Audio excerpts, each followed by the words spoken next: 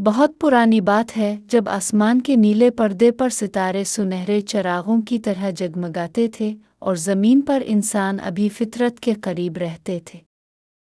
بادلوں سے اوپر پہاڑوں کے پار ایک ایسی وادی تھی جسے لوگ پریستان کہتے تھے۔ وہاں ہر شے روشنی اور خوشبو سے بنی تھی۔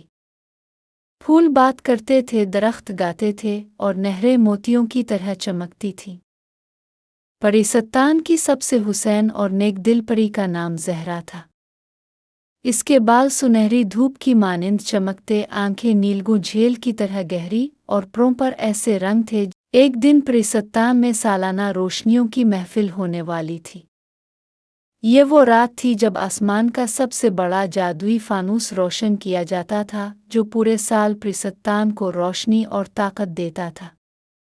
مگر اس سال کچھ عجیب ہوا۔ فانوس کا دل، ایک نیلا جواہر، اچانک غائب ہو گیا۔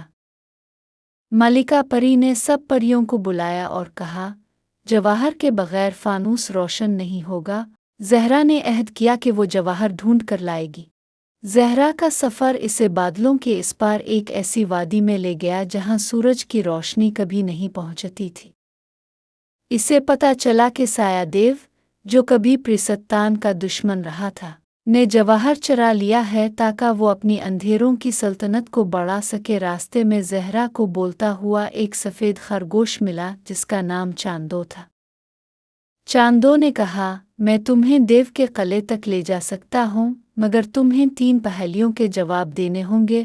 زہرا نے اپنی ذہانت اور نیک دلی سے وہ پہیلیاں حل کر لے۔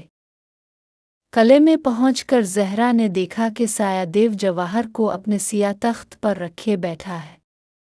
دیو نے کہا، اگر تم یہ جواہر چاہتی ہو تو تمہیں اپنی روشنی کی قربانی دینا ہوگی، کیونکہ روشنی اور اندھیرا ایک ساتھ نہیں رہ سکتے۔ زہرا نے لمحہ بھر سوچا، پھر مسکرا کر کہا، اگر میری روشنی سے پریستان بچ سکتا ہے تو میں خوشی سے قربانی دوں گی۔ اس نے جواہر کو چھوا اور اس کی ساری روشنی اس نیلے جواہر میں جذب ہو گئی۔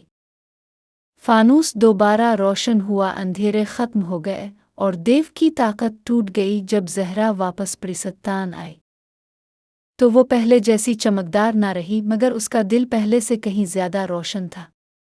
ملکہ پری نے اسے پریستان کی محافظ کا خطاب دیا، اور کہا جاتا ہے کہ آج بھی جب آسمان پر سب سے چمکدار ستارہ نظر آتا ہے تو وہ زہرا کی قربانی کی روشنی ہے جو ہمیشہ جگمگاتی رہے گی۔ یہ کہانی ہمیں یہ سکھاتی ہے کہ دوسروں کے لیے نیک نیتی اور اخلاص کے ساتھ کیے گئے کام کبھی ضائع نہیں جاتے، اور جھوٹا دھوکے سے حاصل کی گئی خوشی کبھی پائیدار نہیں ہوتی۔ اگر آپ کو یہ کہانی پسند آئی تو ویڈیو کو لائک اور شیئر کریں، اور مزید ایسی کہانیوں کے لیے چینل کو سبسکرائب کریں۔